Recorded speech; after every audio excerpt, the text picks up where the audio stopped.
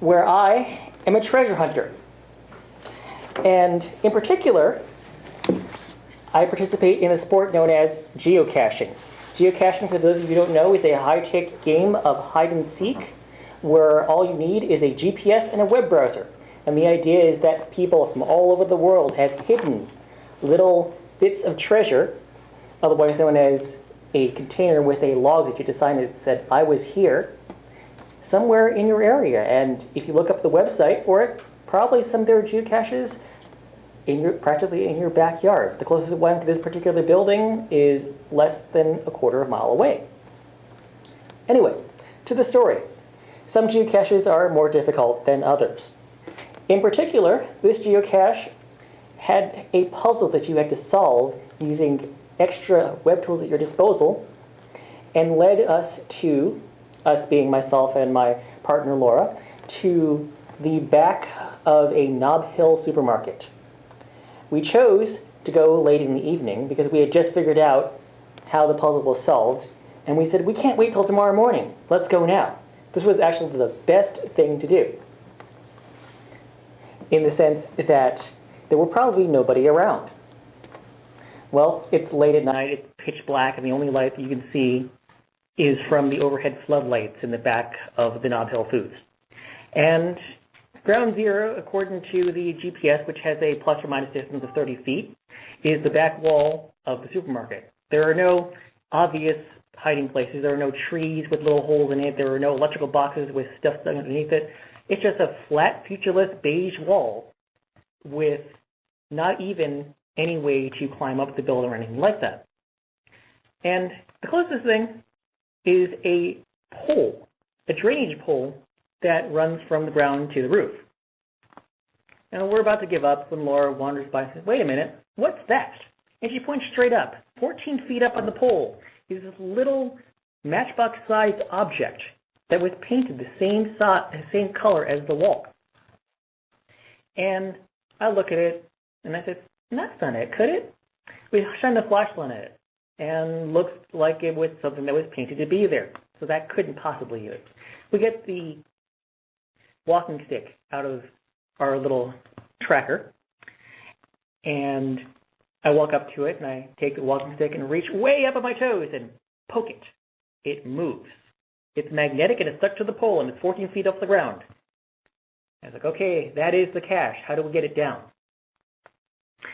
Laura and I put our heads together. Now, to understand a bit about Laura Davis, master storyteller, who you'll be hearing later in the show, is that Laura is 5'11" and a former weightlifter. I, on the other hand, am 5'6" and weigh 125 pounds. You can kind of see where this is going, I trust. If anyone had come around to the back of the Nob Hill in the middle of the night, they would have seen a skinny guy on top of a heavy-set woman with a walking stick trying to poke this little thing off of a 14-foot pole. Like, come on, a little bit left. Nope.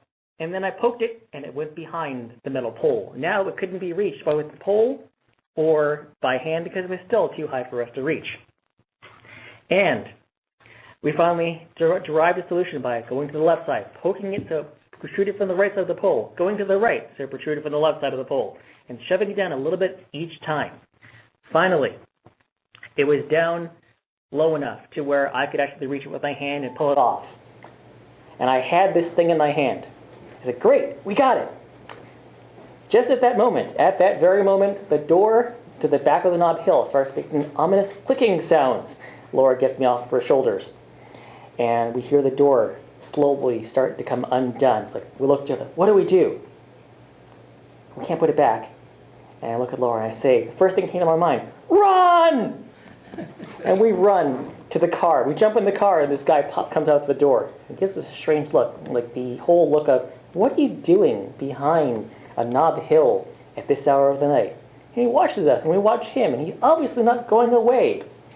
And then he goes in and we wait to see if he's maybe closing the door, but no, he doesn't. He comes out with trash. And the idea behind geocaching, you're supposed to sign the log really quickly and put it back.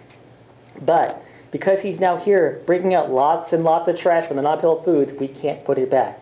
So we did the best thing that we could. We stuck the magnetic geocache to the inside of our car and drove away. We went and got something to eat. And we came back a little bit later, kind of drove by, nope, he's still there. drove away, came back again. Finally, about an hour later, he was gone. And we look and say, well, there's no way to get this back up there again without doing the same trick. He might come back any minute because now he knows there were people out here doing strange stuff.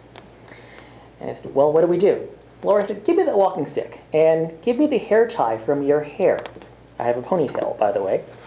And he, or she, takes the little geocache thing, takes the hair tie and MacGyvers it together with the end of the walking stick and the hair tie. And just very carefully reaches up, because she's taller than I am, with the walking stick and goes, plunk, and sticks it up 14 feet up on the pole, pulls the walking stick, and it comes off. Without the hair tie, for that matter, which it got done afterwards, but the geocache is right back in place. 10 seconds to put it back up, 10 minutes to get down. And it was a good thing that we did that, because a little bit after that, a police car came around the back of the building. We got out of there just in time. And that is my particular story about how we could have been very, very much embarrassed, but managed to get away just in time.